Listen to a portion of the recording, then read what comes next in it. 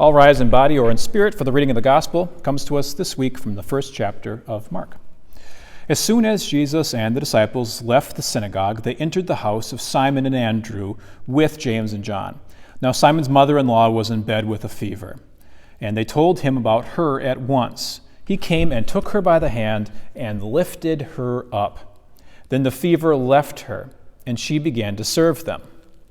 That evening at sunset, they brought to him all who were sick or possessed with demons, and the whole city was gathered around the door. And he cured many who were sick with various diseases and cast out many demons, and he would not permit the demons to speak, for they knew him. In the morning, while it was still very dark, he got up and went out to a deserted place, and there he prayed. And Simon and his companions hunted for him. When they found him, they said to him, "Everyone is searching for you." He answered, "Let us go on to the neighboring towns, so that I may proclaim the message there also, for that is what I came out to do." And he went out throughout Galilee, proclaiming the message in their synagogues and casting out demons. The gospel of the Lord. Praise to you, O Christ. Join me in prayer. O Lord, may the meditations of my heart and the words of my mouth be acceptable to you, O Lord, my rock and my redeemer. Amen. Unfortunately, I found out that one of my very, very closest friends got COVID, and she doesn't live near here, so I'm just finding out about this now, but it hit her hard. You know, the doctor said that she had a minor case of it because the severe cases of it kill you, but it felt bad to her. And just as a reminder of what a broad range of symptoms people get hit with this COVID thing, her husband, alone among the family who got it, either had zero symptoms or maybe didn't have it at all. But she described in the middle of the night just searing muscle pains and cramps. She said, "This is worse than childbirth." And her husband, who was present at the birth of their children, said, "Yeah, but is it though?" To which she replied, "You don't know what either of them feel like," which is a reminder to all of us that we should accept people's truth. We only know our own lives and experiences, and we should generally believe other people when they tell us theirs. It was exhausting. She had to continue to work during it. She works remotely as a teacher at an elementary school, and it's a reminder that for so many people, our obligations cannot be paused in the midst of a pandemic. She got a lot of help from her husband, who in Minnesota we would call a heck of a guy, picking up the slack around the home and the family and the kids. But being a mom is something you can never press the pause button on. It's exhausting. We know exhaustion well. I have had so many people tell me in the midst of this COVID-19 thing that they wish they'd just get it, because being constantly worried about getting it is exhausting. And then some of them get it and say, "I wish that I hadn't said that. It wasn't any fun at all." We know exhaustion well. 2020 was an absolutely exhausting year. And this gospel passage, if we want to pick one thing to examine it with, it's exhaustion. Everybody in this gospel passage is exhausted. They're all so tired. We start out tethered to last week, coming off of a high. We have been to a holy place that was beautiful and crafted, and we saw something amazing, a healing. And these 5 guys, 4 disciples and Jesus, then go from that synagogue to a domestic space where Jesus discovers a woman and does what Jesus does. He restores her, lifts her up, and then she serves them.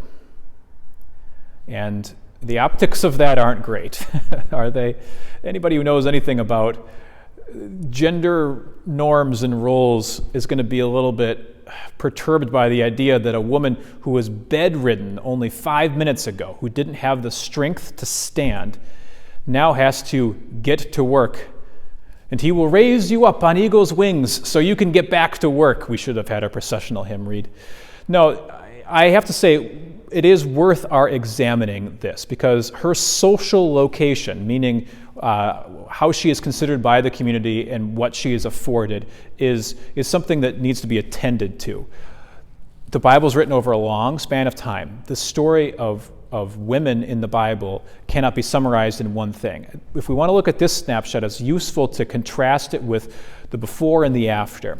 Before this, a lot of people would look at the role of women in the Bible and say that Israel is a place that affords women protection, that gives women leadership roles and thinks that they are worthy of being followed, see Dinah and Deborah, and thinks that their stories ought to be listened to and retold.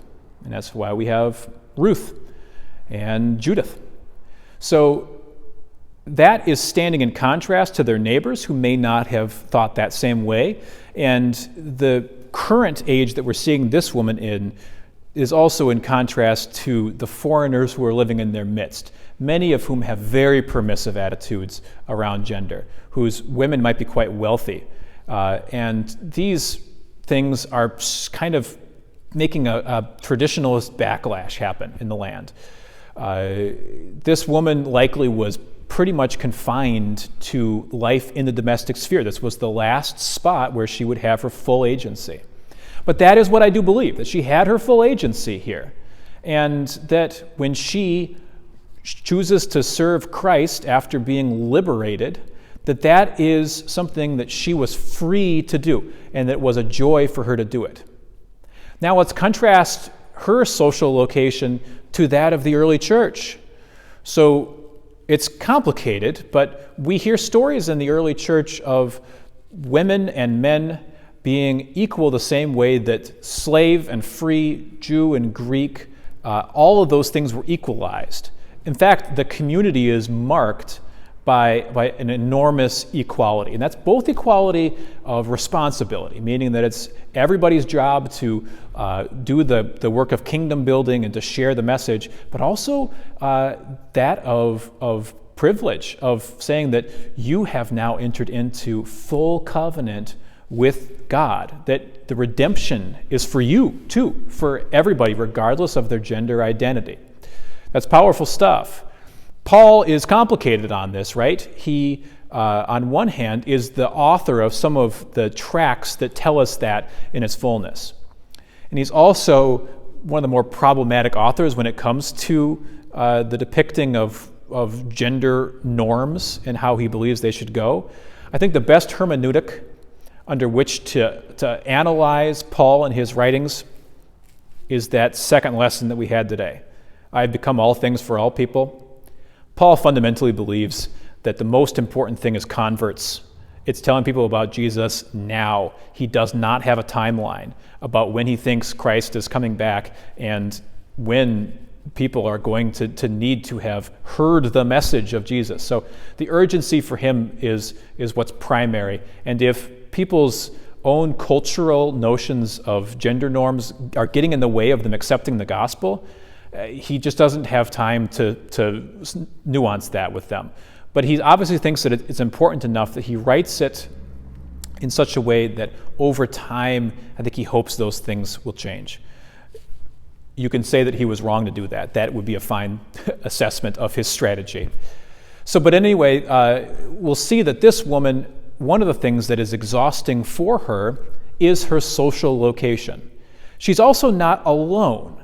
The entire city comes out. I wonder if their social locations were exhausting them, because in addition to whatever is going on in their identity, they're also beset by physical things. They're sick. They're also beset by spiritual things. They've got demons and things that they're dragging them down. Maybe they're sins. Maybe they're things that they can't forget. Whatever it is, exhaustion is all over this community. And lastly, who was the other exhausted person in this? Jesus. Because all day long, he is with these people one at a time, hearing their stories, setting them free, matching their exhaustion with his boundless grace and redemption. But while he's 100% God, he's also 100% man, and he needs to sleep, and he needs calories. And equally as important, he needs spiritual refreshment. So he wakes up the next morning and does what we should all note is essential, which is that he spends some time in prayer.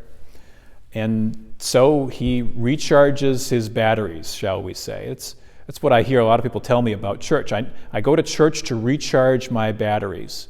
That's why we're here on a regular schedule, because you don't want to lose your charger, right? You want it to be right where you left it, and you'll know exactly where we are, 10 a.m. on Sunday, whether you get here virtually or whether you get here physically. So if we were to look at this gospel passage and ask ourselves, where's the promise in this? I don't think we find the promise in this gospel passage. Not the big promise. Actually, what we find is the little promise, which is that as recurrent and recursive as these exhaustions are, where it's just as soon as we're done with one, the next one pops up. As soon as we're done with one thing, the next thing occurs. Even Jesus finds that after he's healed all these people, his disciples say, they need some more. And Jesus tells them, not only do they need some more, every town is going to be like this, and I'm called to all of them. He doesn't say this, but he's not just called to all the towns, he's called to all the nations. And the cross is the size that encompasses all of creation. That exhaustion, which is recursive, which never ends, which always replenishes itself, is always met by exactly the measure of Jesus' own replenishment, that he will be there to provide for you exactly the amount of strength that you need in the moment when you need it. And it will never totally run out, except for the fact that we will. There will eventually be that exhaustion, which is that you will have no more strength to draw in your last breath. We'll all be there. We'll find that either the inhale or the exhale is simply too much for us to do. And in that moment, we are going to have to rely on the big promise. Now, I actually think that we find that today in our first lesson out of Isaiah that we did base our processional off of. Yeah, it says he will lift you up and he will make you to be as if you are inexhaustible, but you'll have to see the way that that's linked. The way that that passage works is it first names God as the inexhaustible one, that the feature of what it is to be God is that God cannot be wearied. He cannot be worn out. God doesn't just get tired. And in this kind of baptismal, sacramental way, it says that you're connected to that through the Word, through fellowship, through baptism. You're connected to that feature of God. And that is, it's beyond our comprehension. I say sacramental because sacraments are always a way that we glimpse what God's like while still being tethered to this reality. So don't ever think that you'll get to experience what being inexhaustible feels like now. You don't feel bad if you're just tired again the next day or whatever your burdens are. Creep back up. That's a feature of being human. But it does mean that that there is a lofty, holy thing which is beyond even our comprehension that says that God exists in a place where the distinction between what is leisure and what is work they're mapped onto one another.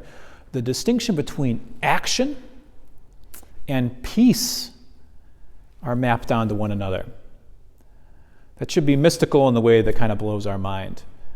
What's even more amazing is that is the big promise that we're given, that ultimately we wouldn't just be given more strength in this recurrent cycle that is going to continue on, but that God will fundamentally change the conditions of the way things are on heaven and on earth, that's no longer how we experience it all.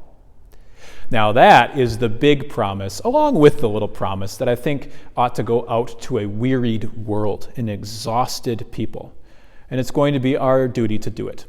I think that we will find in this time of great exhaustion, receptive ears, eager to hear that good news. Amen.